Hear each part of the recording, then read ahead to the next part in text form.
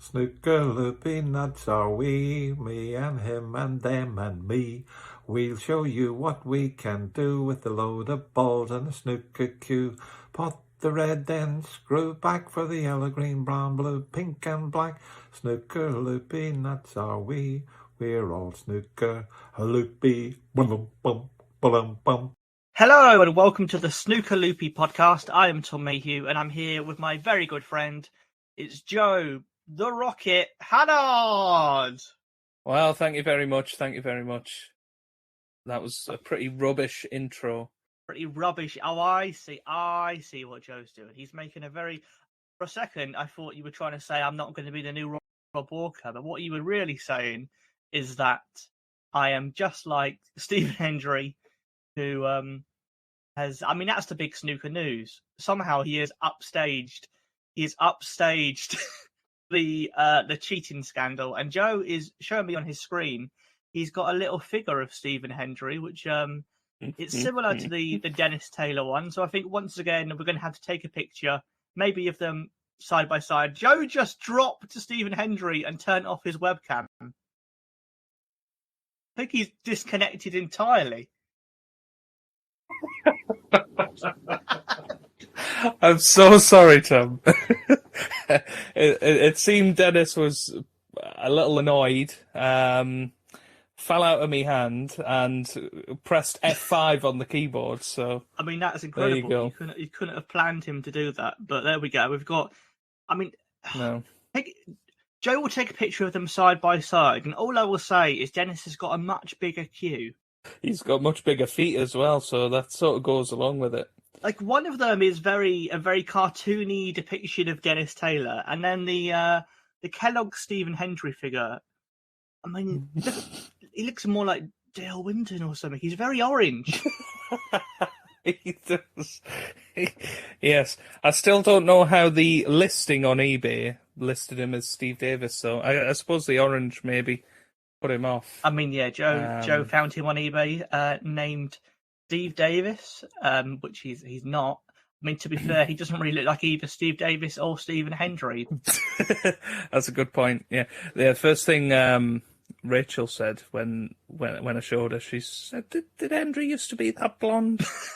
And, no, not really. I was like, I don't think so. Do you think it's designed by someone Yeah. who has never seen Stephen Hendry in real life? Quite. Well, I mean, possibly they've only seen him behind the mask of a dustbin or wheelie bin. And how much Perhaps. did the Stephen Hendry Kellogg's figure set you back? Or it did set me back £10. Oh my word! I mean, do you know what is really depressing? Is that is more than Stephen Hendry has earned from snooker this season. It is actually, yeah. I should have had to pay how much prize money he makes in this season, shouldn't I? I mean, technically, Really? this season he's made minus money because he's earned no prize money, and I believe he was fined for taking part in The Masked Singer. Oh well, you know, but he's got a YouTube channel going that's doing pretty well. So, And you're not at all jealous, are you, Joe? no, not at all. I am waiting for the call up though Yeah. of Captain Goodspeed doing the what was it called? It's like the something table challenge. It can't be like the challenging table. That isn't a catchy phrase. I hope it is. I really hope it is just a challenging table. I'm gonna have a look. All right, Q-tips. Stephen Hendry. It is the Tough Table Challenge. Still quite crap, isn't it? It is, but yes, I think we need to get Captain Goodspeed does the Tough Table Challenge with it. And to be fair, Hendry did the first one. That was his first video, I think, on the channel, and he got an 84 break or something like that from it, which Wow. he wasn't expecting. And he's had Mark Williams, Trump, Robertson do it as well, and only Robertson got within touching distance. He got something like 72, but nobody got close to Hendry. But to be fair, he was playing on his own table. And you know. yeah, how do we know it was definitely his first take? That's true. If he gets a break of 8, he's not going to put it up, is he, on YouTube? Like, well, I mean, he's happy for it to go on the BBC Red button during the Seniors Championship. You know, one thing, Joe, you'll know, as listeners will have heard at the start of the podcast, that I got Dennis Taylor to sing Snooker Loopy last episode.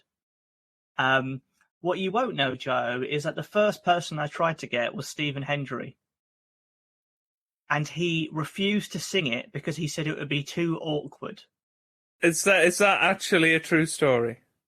That is genuinely true. That is 100% true. Like, can you imagine how annoyed I was to see him going, it's too awkward to sing Snooker Loopy. Oh, but it's fine for me to sing dressed up as a rubbish bin.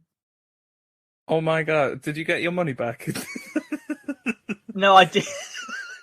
I did. No. If they say no, you get a refund straight away. But I was just like, mate, what are you on about? You won't sing Snooker Loopy for the podcast, but you'll happily sing. You should send it in again and say, dressed up as a wheelie bin, can you sing Snooker Loopy? Do you think he's just going to be full of requests now? People going, can you do me a video of your head's just popping out of a bin? Yeah. Oh, dearie me. I mean, we talked about alternative match fixing punishments last episode. I think a punishment for Hendry, he shouldn't be fined, but he should just have to play dressed as the bin. We're not going to cover the rubbish fiasco in too much detail because we're going to do a Stephen Hendry is rubbish special, I believe. Well, a segment. I don't think we can spend an hour and 10 minutes talking about Stephen Hendry is rubbish. I think we can, Joe. I believe this will be content. No, we're going to run a little competition, aren't we? Because we're assuming out there that the listeners, maybe not all of you are clued up on The Masked Singer UK, so we're going to give everybody a chance to play along with us who we haven't seen it. I usually enjoy it. I don't know about you, Tom, but I actually quite enjoy it as a show. But I've not watched this series, which I'm gutted about because I would have definitely got that one, I feel, with the clues. I saw some people on Twitter saying they thought it was going to be Sean Murphy. I wouldn't be surprised. He's dabbling in everything else at the moment, isn't he? So, I mean, Dominic Dale, he's not famous enough, probably, but he's got a good voice, doesn't he? Yeah. I believe he's sung My Way when he won a ranking title. I think it was the Shanghai Masters, yeah. Back in 2007, that was. Well, I love that you know that. That's amazing. Joe is like a walking cue tracker. It's incredible. Yeah. Move over, Dave Hendon. This is where I'm wrong, and it was actually like a completely different decade and different player, different tournament. But at least I sounded like I did it right. It was 2007, and it was against Ryan Day, 10-6. There you go. If you weren't right, I was going to say just say all the years from the year 2000 to 2022, and I can just edit in the right one. Yeah, it'll be like recording Snooker 19 commentary. You'll get me to say the same thing 100 times in different tones and pick the right one. It won't quite match. It'll be you going like, "Oh, he won the Shanghai Masters in 2009." Yeah. Should we reveal the competition now? Yes, we shall. The competition. We basically, me and you, and hopefully the listeners will predict what Stephen Hendry sounds like before we've seen it, because we haven't seen a second of it, have we? Yeah. So basically, what we mean by that is think of a singer, anybody you like, or a non-singer, and you've got to predict who he sounds like. So, for example, you might think he sounds like Mel C, or Adele, or Dominic Dale. All these well-known singers. All these well-known singers. So, just let us know down in the comments of, I suppose, the YouTube video, if that's how you're watching it. Or on Twitter as well. You can tweet either of us on Twitter. Maybe use the hash bin. The hash bin. Use the hash bin. Use the hashtag rubbish sounds like. and then that's a good idea. or whoever. Well, who do you predict? Who's your pick? Well, I'm gonna go. I think he's gonna have a bit of a high-pitched voice. I don't know why. How are we talking, like Joe Pasquale here, or No. I think just a bit like a choir boy. So I know I said this as a joke, but I'm gonna say Alan Jones when he was little. You think he's going to be Alan Jones? Yeah, Alan Jones when Alan Jones was 13. If he's not, I'm going to edit it so it sounds like he is, and then we'll finish the special with him sounding like a chipmunk or something. Yes, Alvin and the Chipmunks version of Stephen Hendry. Yeah, you might be right, mate. I can't say, oh, that's ridiculous, because I just can't imagine him going for it. I don't know. I just can't really? imagine You think it. he'll be really reserved? That's what I feel, but then equally, I don't know if he'd get to week 4 if he was. But I don't know. Go on. What do you think? I've got a feeling that I don't think he's classically trained. Let's say that. I think he's going to be. I should have went Pavarotti. Can you imagine if he has this beautiful operatic voice? He's just like the most awkward person ever. So I don't understand.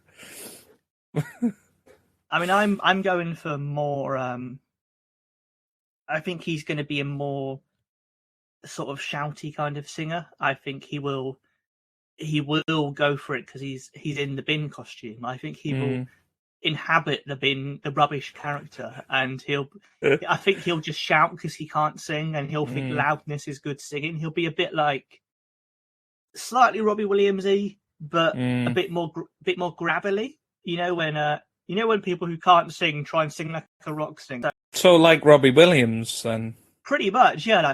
I predict a riot. It'll do all that kind of weird. Oh, you know what? I think gravelly. you might be bang on with this. I can imagine it. I somehow don't think I'm going to win this competition, but I really hope I do, because that will be terrific television. Everyone's going to win because we get to see Stephen Hendry sing as a dustbin. Well, of course, and also it's subjective of who was closest, so we can all win this competition. The listener might win. If you leave your comments below, who do you think he sounds like, or you can't listen first. You have to guess who do you think he will sound like. Yeah. So all of you fanboys that have already watched him sing, you are exempt from the competition. But you can still enter if you want. If you want to lie and say, "I predict he'll sound like this," and the winner will receive a shout out in the next podcast. Oh, there we go. An elusive shout out. An elusive shout out. Brilliant. I'm looking forward to it. It should be good. And I think if this is a success, we'll try and make it a theme in the podcast to have a competition running over to the next one of predicting something or other. How many 1-4-3 breaks will we see in this year's Welsh Open? That's a good thing. We could do that. Anybody that got 3 for the Masters is rolling in it. rolling in shout outs, you mean, literally. Yeah. Because they didn't actually have the courage to bet properly on it. Because who would do that? A maniac. Yeah. Absolute maniac. Yeah. I was thinking one thing we could do was a section called Cue the Music, where basically we review Stephen Hendry. Well, he'll be the second one. I thought we could start it with Dennis Taylor's solo version of Snooker Loopy. Yes. So if we both give that a score out of 10, and then next episode we review Stephen Hendry, the following episode we review Peter Ebdon, and we try and find. I don't know how many examples there'll be. There might just be those 4, but yeah, I can imagine someone I'm sure there was a video of Selby doing karaoke or something. We can put that I'm in the sure mix. Virgo must have sang in the commentary box at some point. So Ken sang "Catch the Pigeon" he did in the commentary box. So we can do that. So, what number out of 10 would you give Dennis Taylor's solo rendition of Snooker Loopy? You know what? It wasn't half bad, but he didn't go for it enough for me. So I'm going to give him a pink 6 out of 10. Okay, what do we do for scores above 7 here, Joe?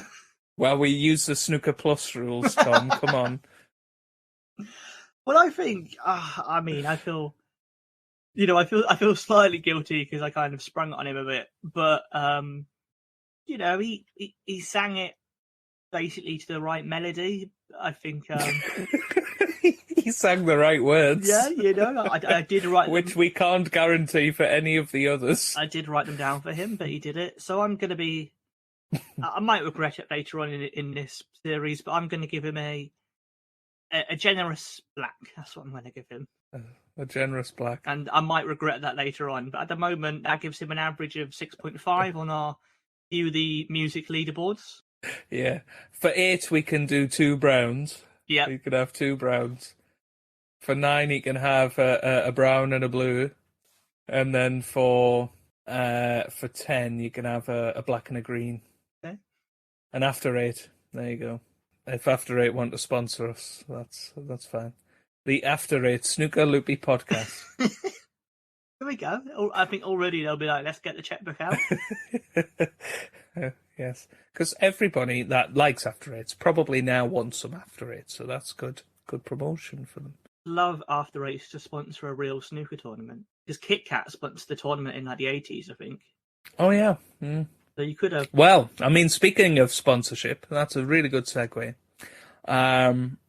Snooker's kind of looking for new sponsors because Kazoo, as I think we kind of predicted, had sponsored too many tournaments and have now pulled out of sponsoring all of the tournaments. So it's a tough one because I don't think anybody watches the Kazoo World Grand Prix and thinks, oh, I'll go and buy a second-hand car.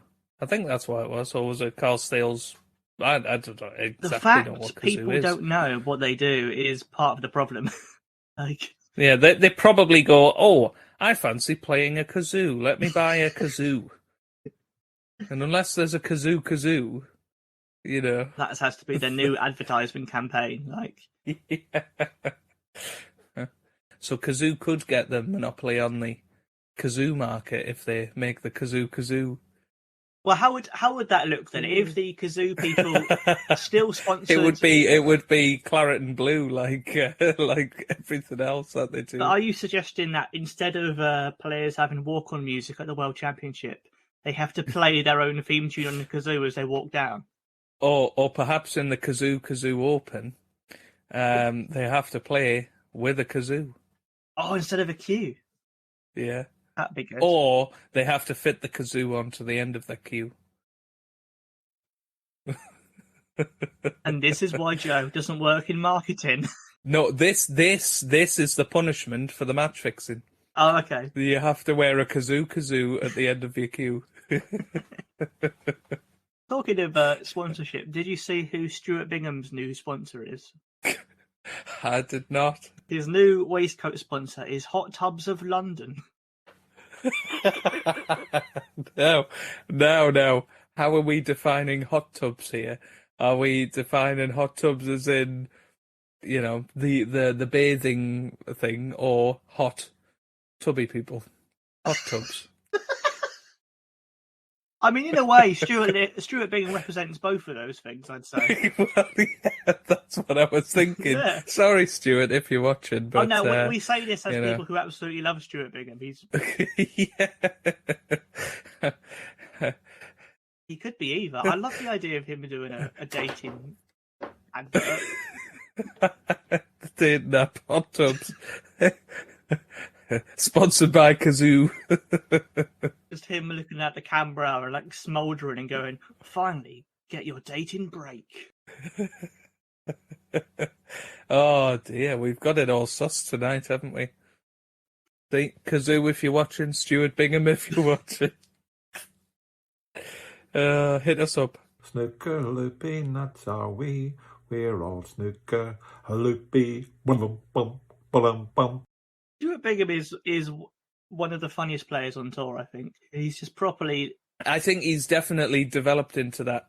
I mean, this is an interesting fact for you, Tom. Probably quite a weird fact. I used to be friends with Stuart Bingham on Twitter, on Facebook. Really? Yes. Why? How? Well, when I first got Facebook, now this was, 2009-ish, and I was 12 back then, sorry to say it, Tom. But,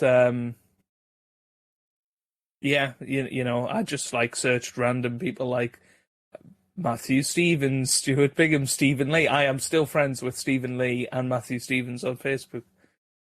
Genuinely. Hold on, so why did Stuart Bingham delete you?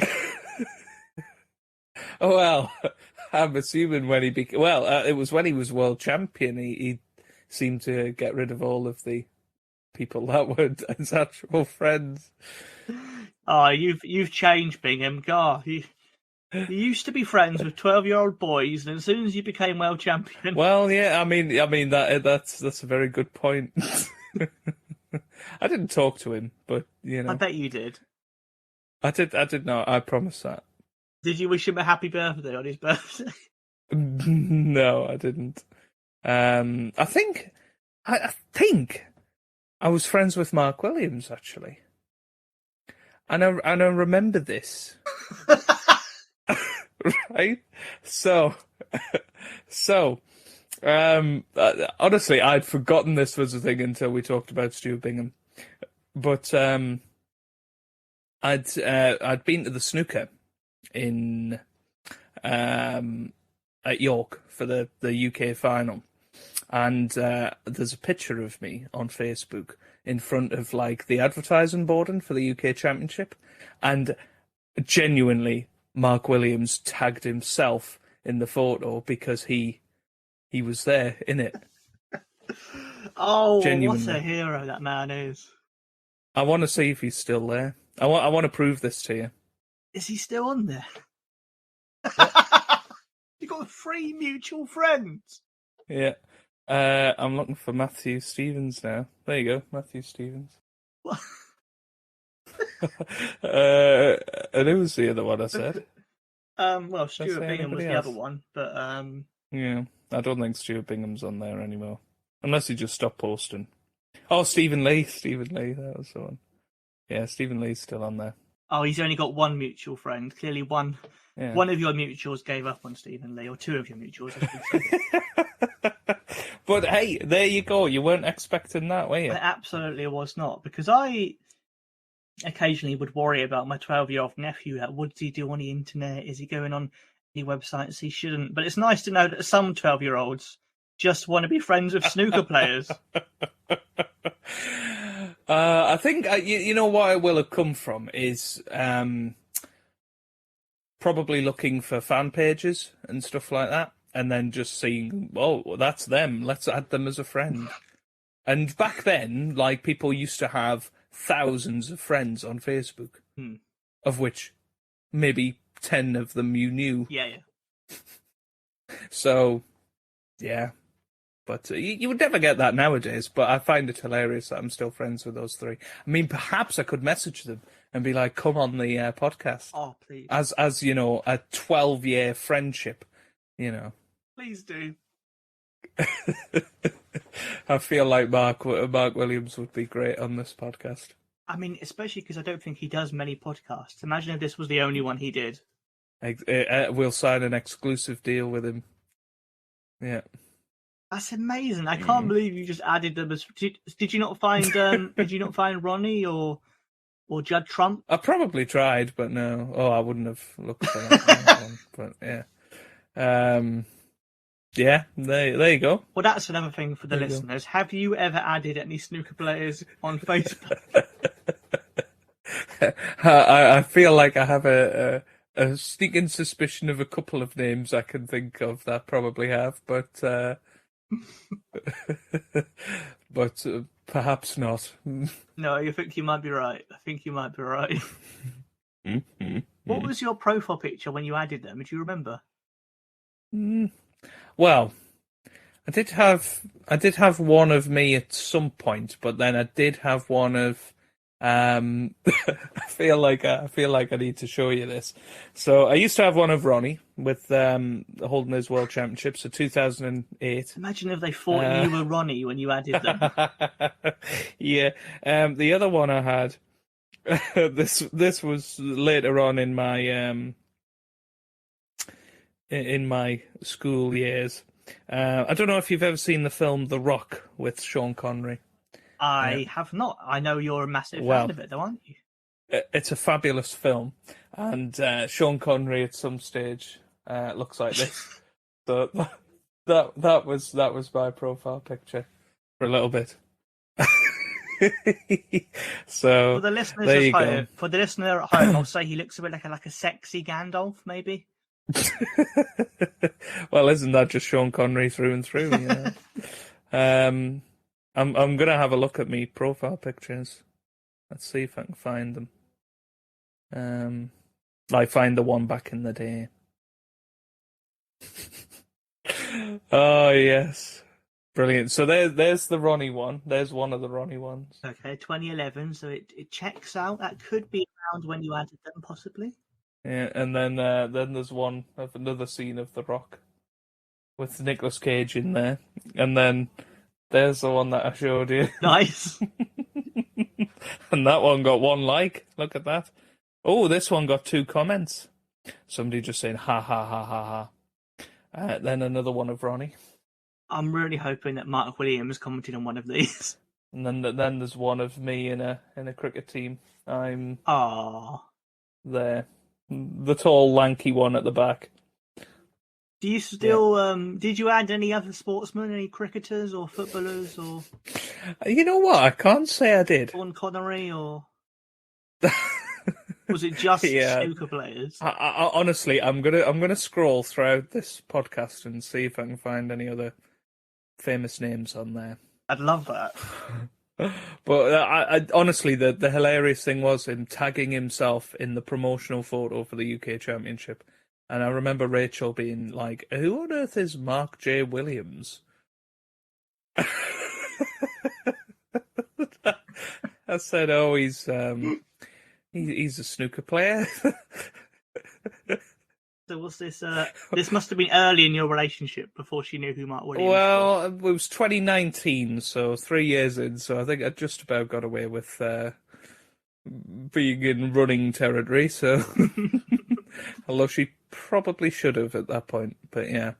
Right, let's have a look at Mark Williams' profile. I couldn't find any more famous people. He's got 4,124 friends, so I'm not even that special. Mark Williams, here we go. Tapchaya Unnu has taken the yellow to black challenge. So here's, it's only a follow. That's a shame. It's not a add friend. Oh, it is. You can actually add a Tapchaya as a friend. Oh no! I've just realised Joe's going to try and add more snooker players now. I'm not that bold anymore.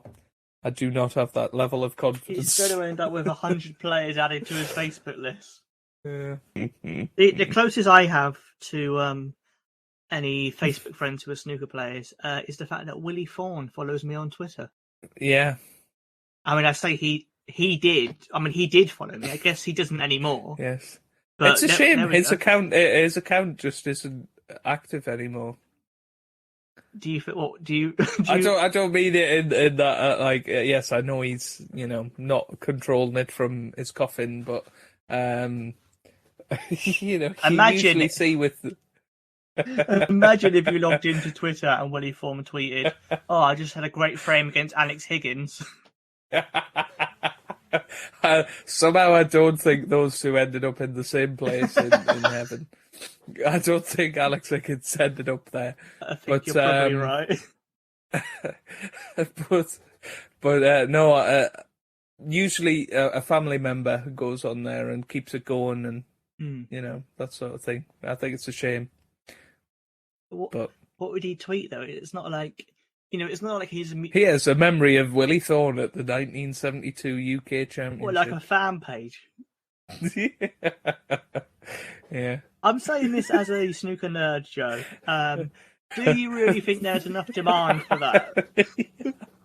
Well, according to Judge Trump, we should stop harkening on about the past, so maybe not. Maybe not.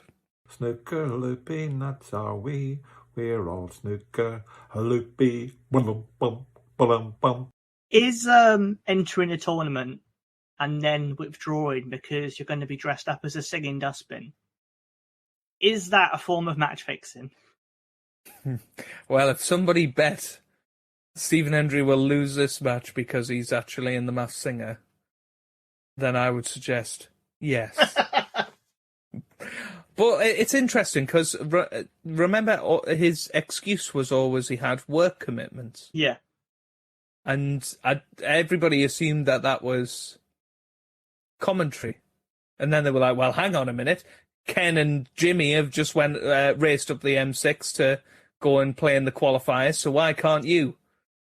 I mean, if anything, I would say that Hendry dressing up as a bin and withdrawing from the UK Championship has done more damage to the sport than the match fixing. Yes, no, I think you definitely onto something there. I'm just trying to think, are golf's majors, or for instance, tennis majors? I don't think any of them have sponsors. Like, named sponsors. I know Robinsons is a big sponsor of Wimbledon, Yeah, but it's not. It's not the Robinsons Wimbledon. Welcome to the Robinsons 2023. But that's the thing about snooker. It's really weird. I don't know another sport that does it, but with snooker, the commentators are always, I mean, particularly John and Dennis, are always like, he's the 2022 Kazoo World Champion. But clearly that must be in their contract. It must be, because I'm sure if they didn't say that, they'd get in trouble. Because why else would you say it? But even in the seniors, they're like, oh, this Ways Production World Seniors title. But even stranger than that, like not even sponsorship. There used to be events that were called like, the Benson Hedges Championship. That was the title of the whole event, was the sponsor. And the Kit Kat Open. Yeah, they just had those. And that's bizarre, isn't it? Going like, here's the bet. It's not even a tournament. Or the News of the World Open, I think was one. And it's like, they're not... John Higgins is the defending champion of that one.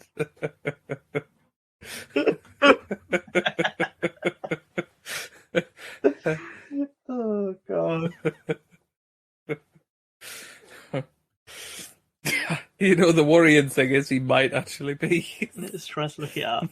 I don't even know if it'll have a Wikipedia page. The News of the World Tournament. Oh no, it's from the 50s. Okay, probably not. Or maybe that should be a tournament now just for match fixers. Yeah, if only that company existed. That's true. It would be even weirder nowadays, I suppose. Yeah. Yeah, now it would be the Daily Mail Open. Or the Talk TV Open. Yeah, all the players with very right-wing views, they get a bye to the second round. The GB News Invitational. What's this? Peter Ebdon's come out of retirement? What a surprise. Yes.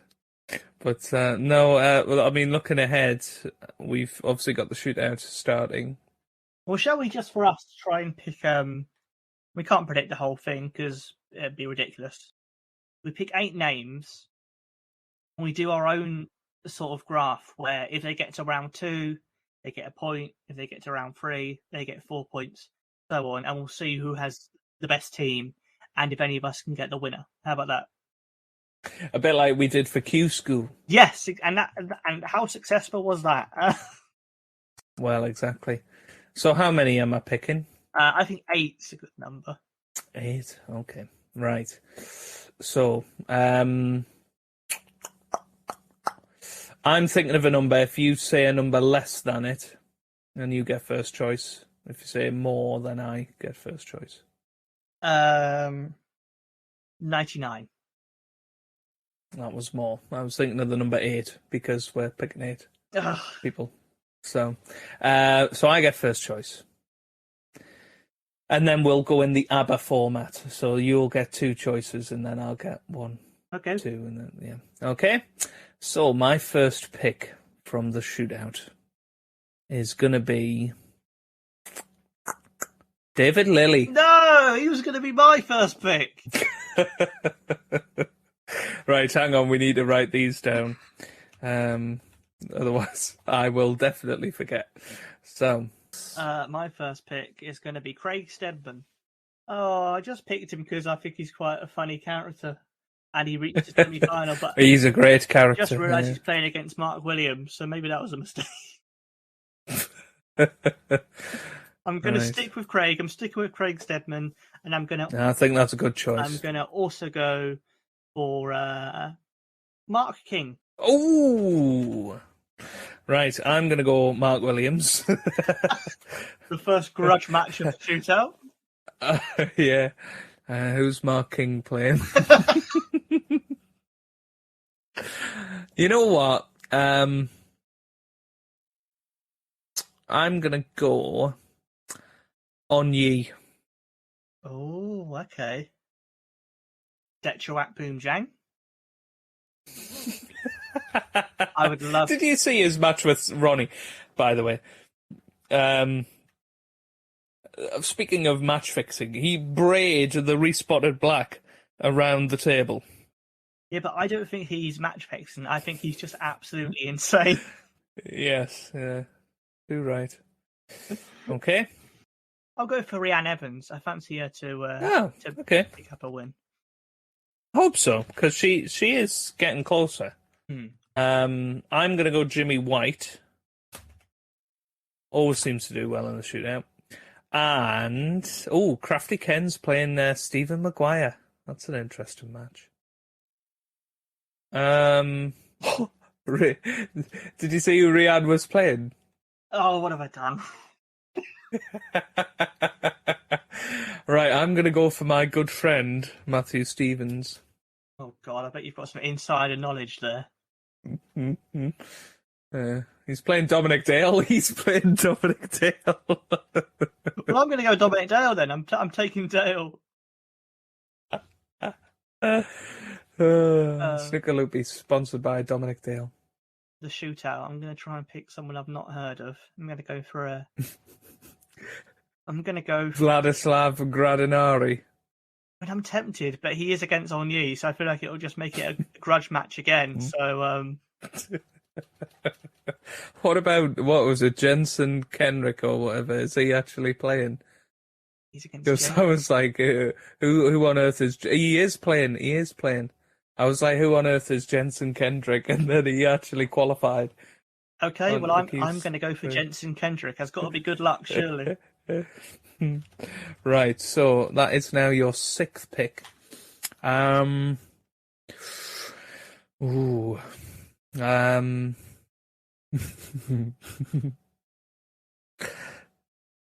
gonna go for the temptation to just go like Selby. No, I'm gonna go Julian Leclerc. Oh, that's interesting. Who's he against? I think he's won a couple of matches this season. Oh, and definitely Fergal O'Brien, my faithful from the Q School days. You've got 2 more picks, and then I've got 1. I'm going to go for Mohammed Ibrahim. Right, and your last pick. Ding Junhui. Ooh. Right, I am going to go... Oh, Graham Dott. Thank you very much, Joe, for joining me on this podcast. No, you're very welcome. I've very much enjoyed it, and it's always a good laugh. And thank you to everybody for listening as well. Please like, share, subscribe, all that stuff, and comment below, what does Stephen Hendry's singing voice sound like? Is he Ali Jones? Or is he your aunt after one too many wines?